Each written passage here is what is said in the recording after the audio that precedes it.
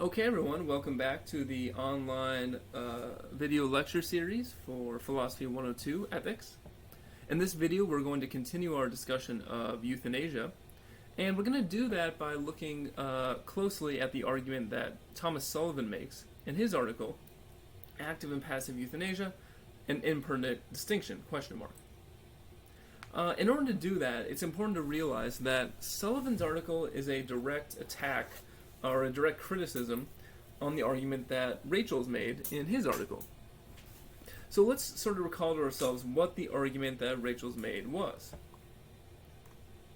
Now remember that Rachel's, in his article, criticizes the American Medical Association statement on euthanasia. And here's the statement. Now I'm not going to read through it again, but just to recall to ourselves, here's at least the way that Rachel's interprets the statement.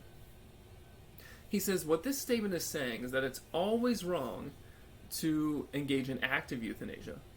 It's always wrong to engage in a direct action designed to take the life of a patient. But passive euthanasia, doing nothing or removing a patient from life support, that at least can sometimes be permissible. Okay, so this is the way that Rachel's interprets the American Medical Association statement. Now, one of the major disagreements that Sullivan has with Rachel's is he thinks, well, from the very beginning, one way Rachel's goes wrong is he misunderstands what the statement is saying. And here's Sullivan, and let's see how he explains this point. So Sullivan says, it is worth noting that the jargon of active and passive euthanasia, and it is jargon, does not appear in the resolution. And notice this is true. If you read through the statement again, it never mentions active or passive euthanasia. It also doesn't ever mention the doctrine of doing and allowing. You don't see the words, it is not permissible to do harm or do an action that brings about death, but it is sometimes permissible to allow death to occur. You don't see that either. And in fact, if you look closely at what the statement actually says, and Sullivan's going to highlight this, it doesn't seem to really be talking about the doctrine of doing and allowing at all. Instead, what this statement focuses on is the intentional termination of the life of the patient. What the statement seems to make central is, what are the intentions of the medical professional?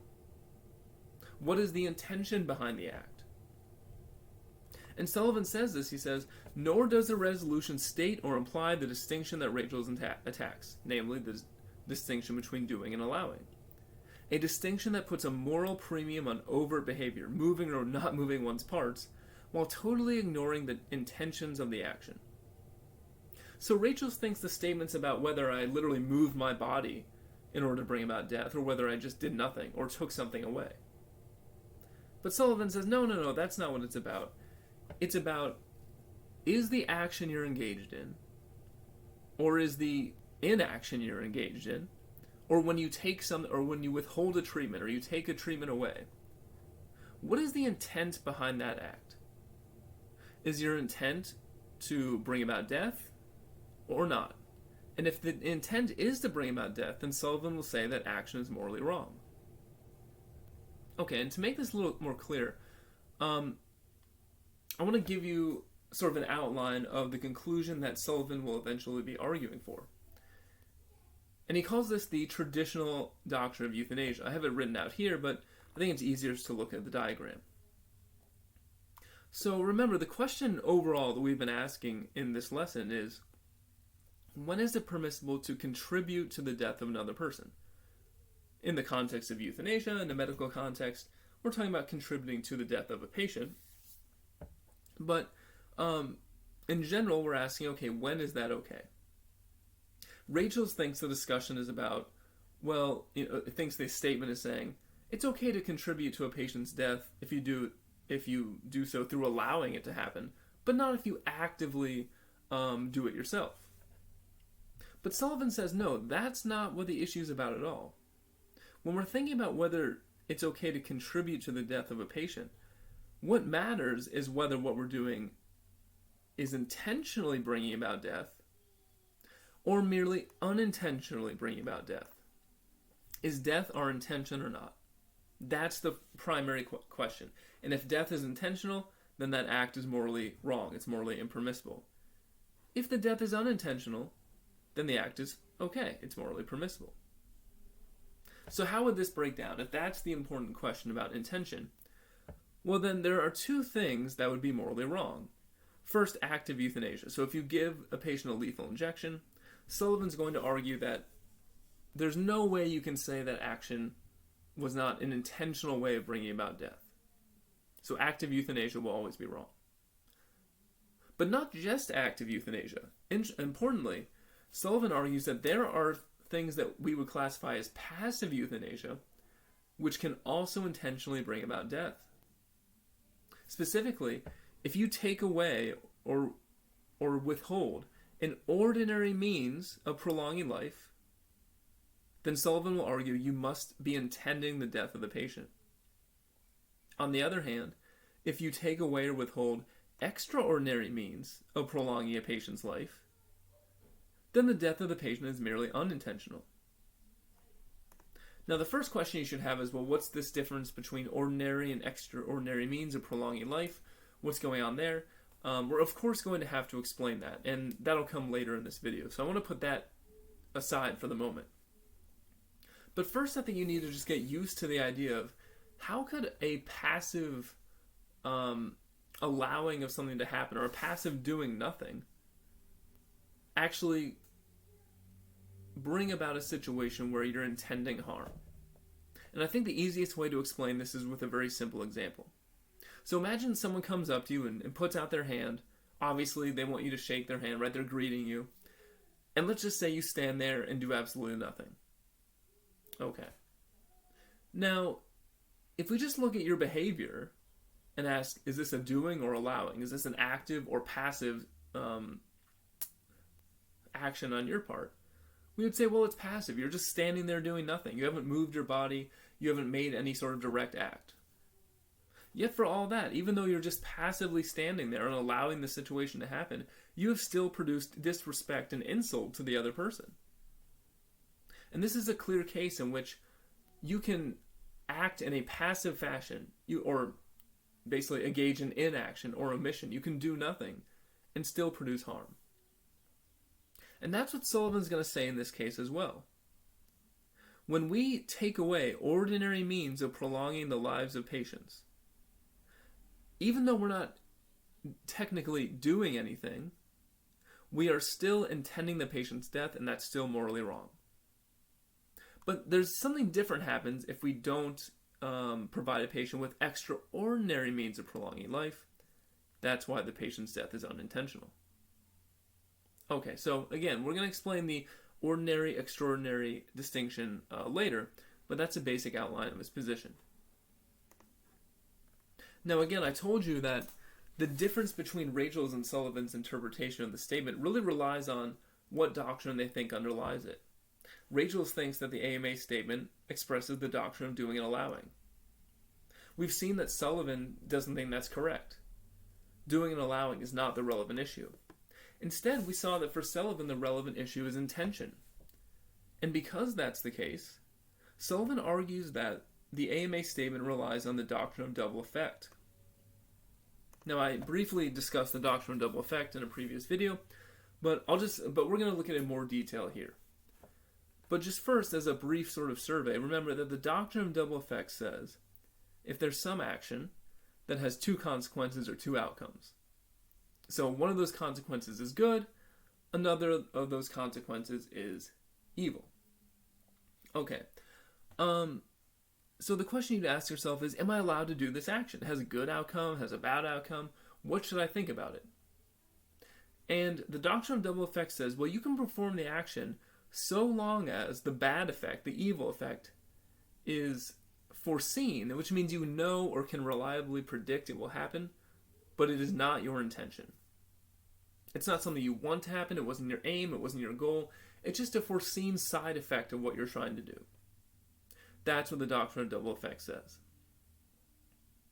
Now, I think the easiest way to understand this is to look at some examples. So we can start by talking a little bit about how the doctrine of double effect came into existence. So the doctrine of double effect can be seen to arise from a disagreement between two philosophers, St. Augustine and St. Thomas Aquinas, over the moral permissibility of self-defense. So here's Augustine. He says, I do not agree with the opinion that one may kill a man lest one may be killed by him, unless one be a soldier, exercise a public office, so that one does it not for oneself but for others, having the power to do so. So what is he saying? Look, he says, if you're a soldier, of course you might have to kill in self-defense, but the reason that's justified is because you're benefiting other people. But what about a situation in which you're engaging in self-defense merely for the sake to save your own life? We said last time that a foundational moral belief is that it's wrong to kill other people. But you're in a situation where someone's attacking you. The only way you can defend your life is by killing that other person. Are you allowed to do it?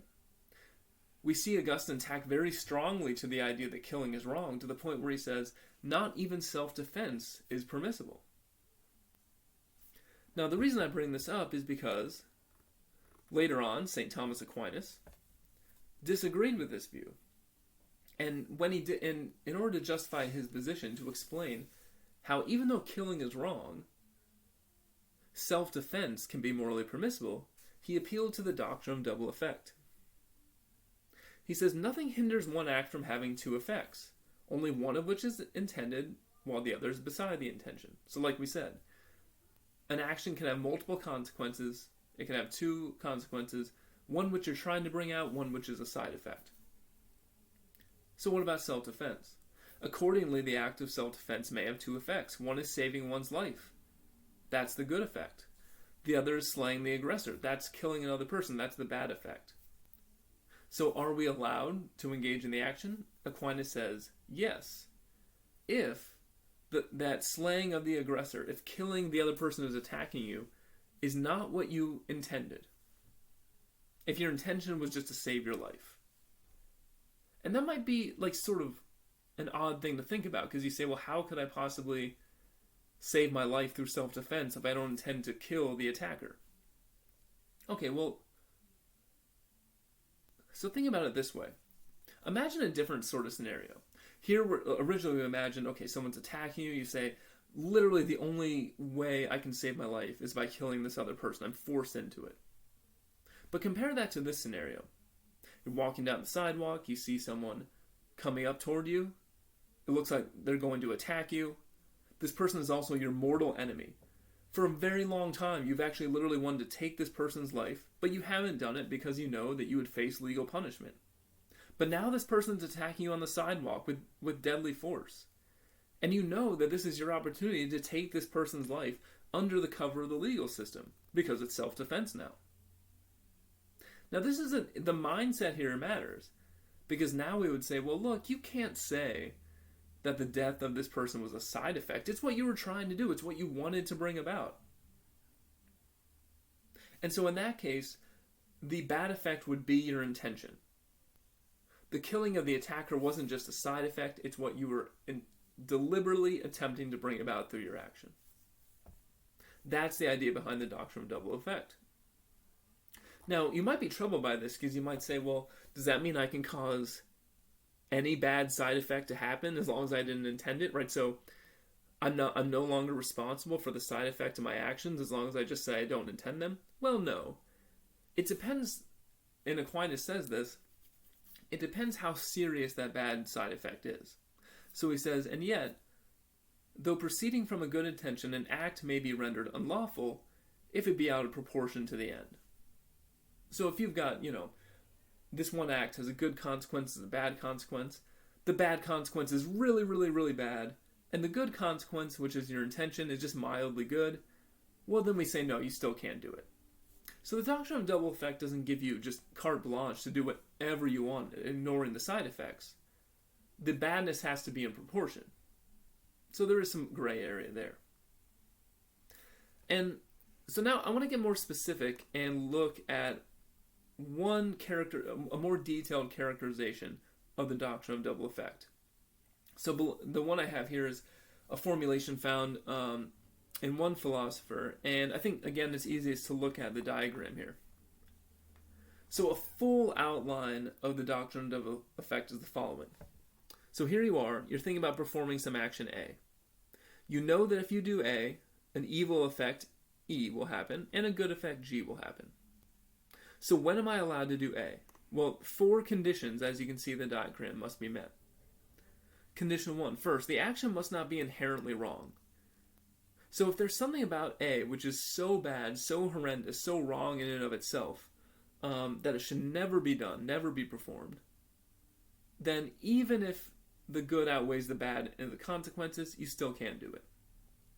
Condition 2, as we already said, the evil effect must not be intended. In fact, the good effect must be your intention. Condition 3, the evil effect must not be used as a means to achieve the good. So you can't say, okay, look, I'm trying to, because this would be exactly consequentialist reasoning. And the doctrine of double effect is not a consequentialist sort of reasoning process. If you said, okay, I'm going to bring about this good effect, but I'm going to need to do this really bad thing as a way of achieving that. No good. Right? In that case, the evil effect wouldn't be a side effect. It would again be what you were trying to accomplish. It would be integral to the goal you're trying to bring about. So you can't use the evil effect as a means to achieve the good. And finally, as we just said, the good of the good effect must outweigh to a sufficient degree the harm of the bad effect. Okay, so there's a lot of moving parts here, but this is basically the outline of Doctrine of Double Effect. You must intend the good effect must outweigh the bad effect, and you can't use the bad effect as a means to achieve the good. Okay, now to make this less abstract, again, let's look at some concrete examples. So here are a couple examples that come from the philosopher Judith Jarvis Thomson. You can see her picture there. She imagines the difference between these 2 different cases. So we'll start with Strategic Bomber. In Strategic Bomber, the villainous bads have invaded noble country good, and a good pilot has been ordered to bomb a munitions factory in Bad. Unfortunately, the factory is so situated that if the pilot bombs the factory, some nearby bad civilians will be killed. Let us imagine them to be children in a nearby children's hospital. So the Strategic Bomber, similar to the case I talked about before, says, look, I have to bomb this munitions factory. Unfortunately, I know as a side effect, some innocent civilians, some children will die. Terror Bomber, on the other hand, is a situation in which the good pilot is ordered to bomb not a bad munitions factory, but a bad children's hospital. The point of having him do this is to terrorize the bad population and thereby get them to sue for peace with the goods. So Terror Bomber is a terrorist, right? A terrorist attacks civilians for the purpose of introducing terror into a population. And so how can we explain? The Doctrine of Double Effect would say one of these is okay, the other is not. The Doctrine of Double Effect would say the Strategic Bomber, that's okay. Why? What's the good effect? Well, we're attempting to end the war. What's the evil effect? The death of the innocent children. And how do we know that the evil effect is just an unintended side effect? Again, we can imagine the Strategic Bomber saying, look, I really wish I could just bomb this munitions factory without harming these civilians. Harming the civilians forms no part of what I'm trying to do, simply a side effect. So Doctrine of Double Effect would allow this. But what about terror bombing? Well, remember, we said that the Doctrine of Double Effect says you can't use an evil effect as a means to achieve the good. But that's exactly what the Terror Bomber does. The Terror Bomber says, here's a good effect, ending the war. How am I going to do it? I'm going to do a bad thing. I'm going to cause the death of these innocent children by attacking them directly. The Terror Bomber is using the deaths of those innocent children as a means to the end of ending the war. And even if ending the war is a good thing, the Doctrine of Double Effect says it cannot be ended in this way. So the Doctrine of Double Effect would say that you are not allowed to engage in this terror bombing. All right. Now, I want to look at another set of cases, less for the purpose of explaining the Doctrine of Double Effect and more for evaluating it. And these are some trolley problem cases. You may have heard of these. These are often talked about, not just philosophy, but also psychology, seeing how people respond to them. And I'm going to look at 2 of the classic ones that were outlined by philosopher Philip Afoot. So I have the description here, but think it's easier just to see the pictures. So the first case we'll call the switch. In the switch, here you are this person right here, with your hand on this lever. And what is this trolley doing? This is a runaway trolley. It has no driver. The brakes are out, we'll say. It is a runaway trolley that cannot stop and cannot be diverted except by you. So if you do nothing, if you just sit there, don't pull the lever, don't pull the switch, the trolley will continue upon its path and cause the death of these 5 innocent people who are tied to the tracks. On the other hand, if you do pull the lever, if you do pull the switch, the trolley will be diverted onto this other track and will cause the death of this one innocent civilian, or one innocent person. Okay, so compare that to the large man. So what's going on here? Similar situation as before. We have these 5 innocent people tied to the tracks. We have a runaway trolley. Here you are right here. You are standing behind this very large man. Now this is sort of a weird situation because the choice you're faced with now is not to pull a switch or not, is to push this man off this bridge to his death in order to stop the trolley. Now you might be wondering, how is it possible that a man could be so large that he could stop a trolley, yet not so large that you're unable to push him off the bridge? And of course the answer is that you were very, very strong.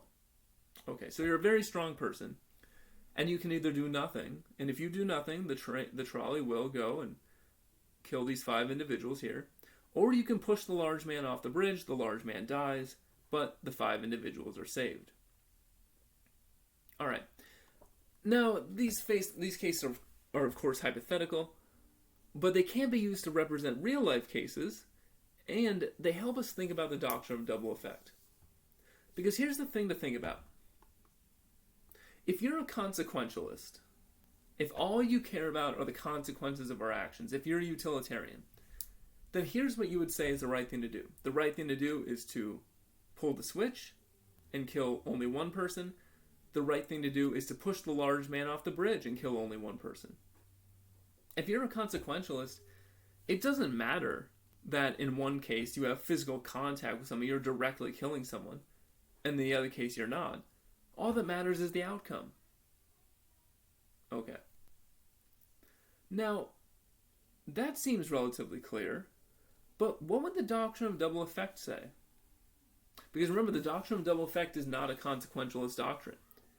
Just like, even if the terror bomber we mentioned before, even if more total lives would be saved by engaging in a terror bombing, the doctrine of double effect would say, no, you're not allowed to do that because you cannot directly kill innocent civilians as a means to a good end. So what would the doctrine of double effect say in this case? And the question you have to ask yourself is, in each case, is the death of the one individual intended or not? In the switch case, when you pull the switch, are you intending the death of this person?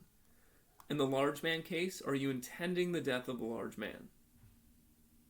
And you might disagree with this characterization, but generally, those who support the doctrine of double effect will take the following position. They will say in the switch case, actually, let's look at the pictures, I think it's still easier. They will say in the switch case, the death of this person is not intended. It's just an unforeseen side effect, right? Your intention is to save the 5 people. It is unfortunately true that this involves the one person dying. But in the large man case, they say, well, no, your intention is to cause the death of the large man. And you cannot, one way to put it is, even if your ultimate goal is to save the 5 people, your immediate intention is to cause the death of this large man. And so for that reason, your action, if you push the large man off the bridge, is not permissible in the large man case. Now this might seem very odd, because you might say, well, isn't that really the case here as well? Aren't I intending to kill this one individual as a means to the end of saving these? Well, not exactly. Because consider it this way. If this person, this single person on the top track here, did not exist, could you still save the 5? Well, sure. If this person didn't exist, you could still pull the switch, redirect the train, And it would be even better, right? You would save 5 lives and no one would die. It would be great. Now, in this case, imagine the large man did not exist. Right? Imagine the large man did not exist. Could you still carry out your plan? Well, no. If the large man didn't exist, there would be no way of stopping the train. The train would kill the 5 individuals. And what does that show? It shows that in the large man case, the death of the large man is integral. It's necessary to your plan. It is a necessary part of how you're saving those 5 lives. And for that reason, it cannot just be something you say you're not intending.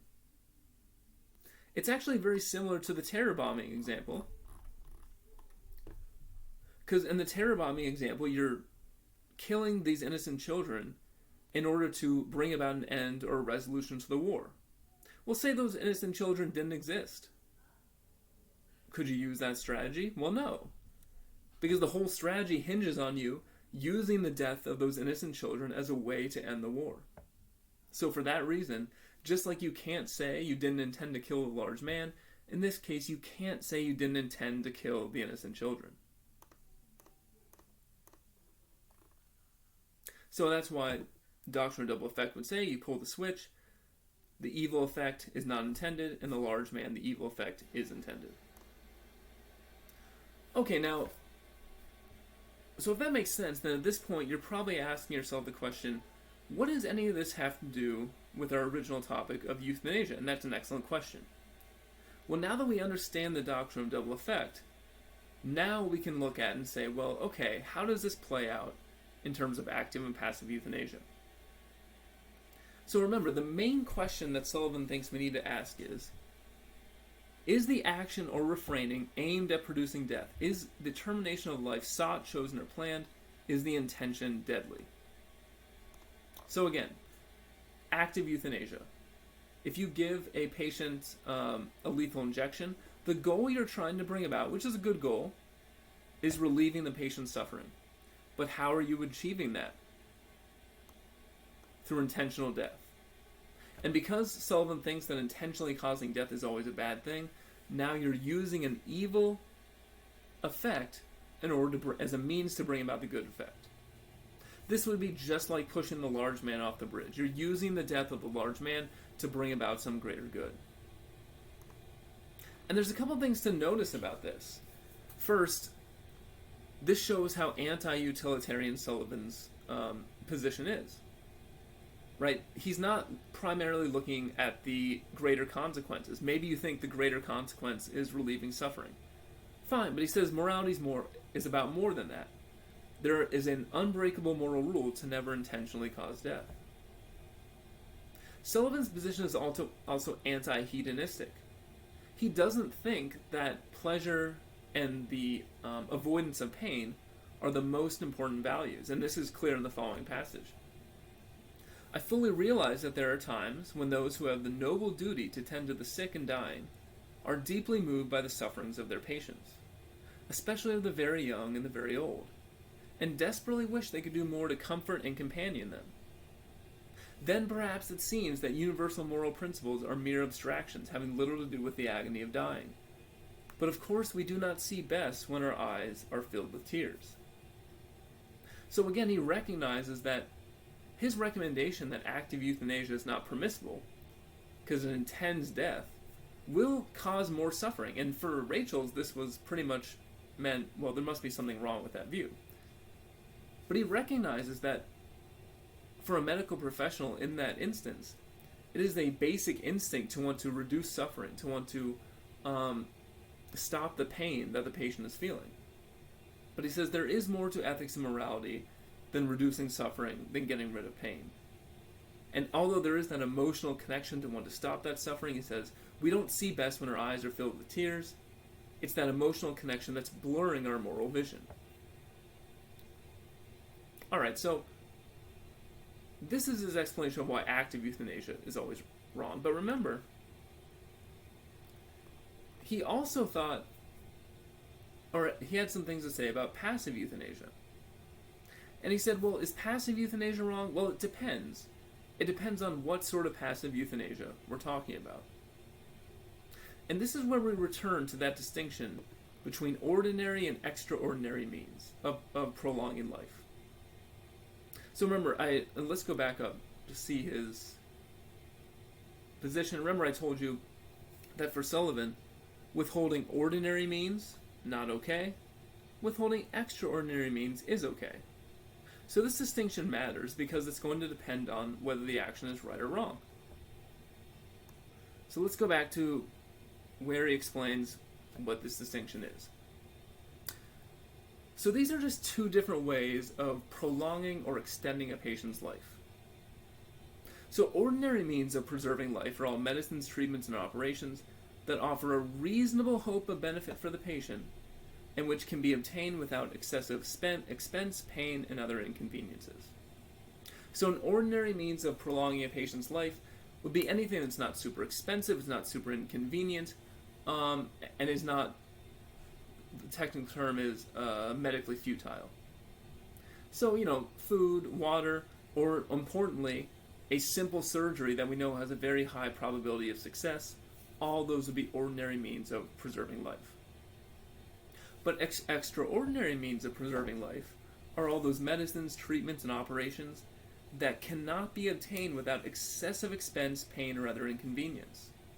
So we're talking about ways of preserving life that are very expensive, extremely inconvenient, or even if we can get them to work, don't promise a reasonable hope of benefit, as he says at the very end there. Okay, now why would this matter? And what might qualify as an extraordinary means? Well, the best example again would be keeping someone alive artificially through life support. Right? And it's not just that such a treatment can be expensive or inconvenient, but it's also what reasonable hope of benefit does it offer for a flourishing, good human life. If all we can do is keep them alive in a biological state, but if, as we've talked about before, the value of human life really comes through having a vibrant and flourishing mental life of hopes, dreams, desires, all those things, then it's a sort of treatment that offers no reasonable hope of actually benefiting the patient. So he has this distinction, and let's see how he uses it. And so let's first look at what he has to say about withholding ordinary means of prolonging life. And here I want to turn back to the case Rachel talks about of the infants with Down syndrome. So remember, in this case, we have some infants with Down syndrome who also have an intestinal blockage. And the question is, should we perform this simple surgery that would remove the intestinal blockage and allow the infants to live? Well, Sullivan's going to say this is exactly a perfect example of, if you don't do the surgery, of withholding an ordinary means of preserving life. So let's say you forego the surgery, you decide not to have the surgery. Now, if you're doing that, the reason you're doing that is for the goal of preventing a life with Down syndrome. And how are you doing that? By directly intending the death of the infant. Even though you're doing nothing, right? As Rachel described, the medical professionals are sitting back and watching as the infant dies. Even though you're doing nothing, you're still clearly intending the death of the infant. And that's because the surgery involved is not overly expensive or inconvenient, and we know that it will work. Rachel even describes it as a simple surgery. So for that reason, Sullivan would say that such an action is in fact morally wrong. It intends that death, even though you haven't actually technically done anything, and it wouldn't qualify as active euthanasia. It's a kind of passive euthanasia that intends a death. But then you might ask, well, how is this different from removing a patient from life support? Well, when we remove a patient artificially from life support, then the intention that we're going after is taking away a futile treatment. That is, taking away a treatment that doesn't promise any reasonable hope of benefit. And also a treatment that's excessive and inconvenient. That is our goal. Now, we know that it's very likely the death of the patient will result, but that in fact is not actually our intention. It's not what we're trying to bring about. Ideally, right, this of course would go against, we'll say in the case, everything the doctors think would happen. But look, if we were to take the patient off of life support, and the patient would miraculously come back to life and live a full, happy, and flourishing human life, we wouldn't sit back and say, oh, well, I guess our goal hadn't been achieved. No, we'd say, great, because the death of the patient was never our intention in the first place. And Sullivan thinks this is always the case with extraordinary means of prolonging life. There's always some other reason we're taking them away besides the death of the patient. We're taking them away because they're too expensive, too inconvenient, or simply will not work. The death of the patient may be a side effect, but it's not what we're technically trying to achieve. And for that reason, that's why Sullivan thinks taking away ordinary means of prolonging life, never okay. Taking away extraordinary means of prolonging life is in fact okay. Alright, so that's all I'm going to say about Sullivan's article for now. I'll end the video here. Thank you again for watching, and I will see you next time.